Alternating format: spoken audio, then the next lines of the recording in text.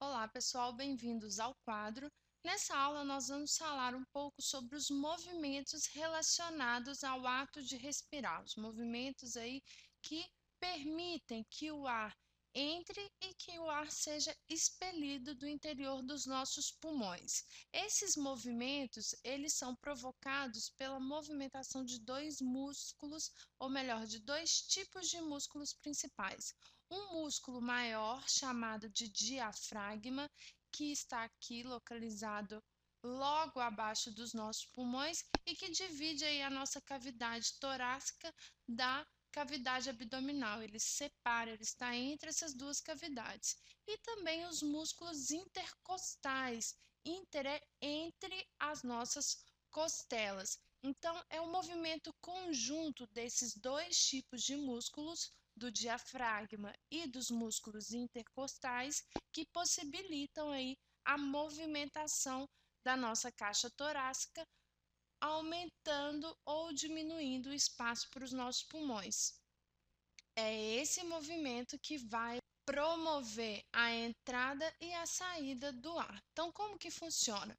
Quando esses dois músculos eles se contraem, então quando ocorre um movimento de contração, a caixa torácica ela se levanta e o diafragma ele vem nessa direção aqui, ó. Ele aumenta então o espaço que os pulmões podem ocupar. Então, quando ocorre a contração, acontece aí o aumento, a possibilidade do aumento do volume dos pulmões. Os pulmões então se enchem de ar nesse momento, né? Nesse momento o ar entra aí pelos pulmões, mais ou menos meio litro de ar entra para os pulmões e os pulmões ocupam um espaço maior na caixa torácica. Quando esses músculos eles relaxam, então o que que acontece? O diafragma vai fazer aqui, ó, o movimento contrário, ele vai para essa direção aqui, tá? Então ele empurra os pulmões na direção aí das nossas narinas e com isso ocorre a diminuição do volume do espaço dos pulmões. Eu vou colocar aqui como volume dos pulmões, mas na verdade é o espaço que os pulmões vão ocupar dentro da caixa torácica. Como eles vão ocupar menos espaço, o ar deverá ser expelido para o exterior. E o conjunto desses movimentos de contração e relaxamento realizados por determinado período de tempo, nós chamaremos de frequência respiratória. A frequência respiratória, ela varia de acordo com a atividade que nós realizamos aí no nosso dia a dia. Por exemplo, quando nós estamos dormindo, essa frequência gira entre 12 a 15 vezes por minuto. Então, nós contraímos e relaxamos esses músculos de 12 a 15 vezes por minuto.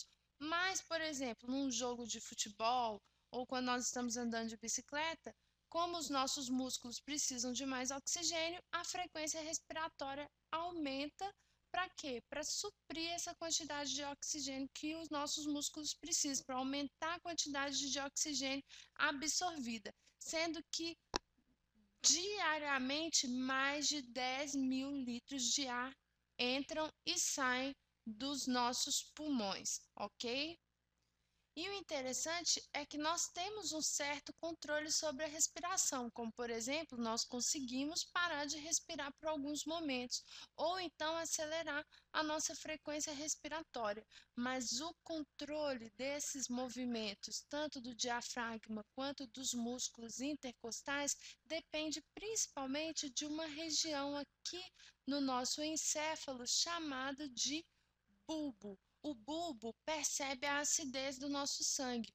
Quando as nossas células metabolizam a glicose, né, na respiração celular, ela produz o gás carbônico. E o gás carbônico no nosso sangue, ele forma um ácido que é o ácido carbônico.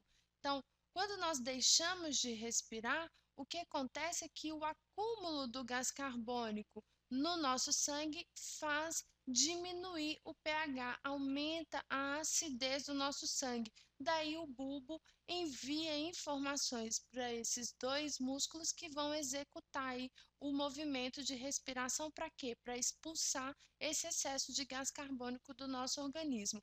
Então, mesmo que nós tenhamos um certo controle sobre a respiração, é o bulbo que determina a nossa frequência respiratória, ok? Espero que vocês tenham compreendido e se tiverem alguma dúvida, nós podemos interagir através da rede oquadro.com. Um grande abraço e continue estudando.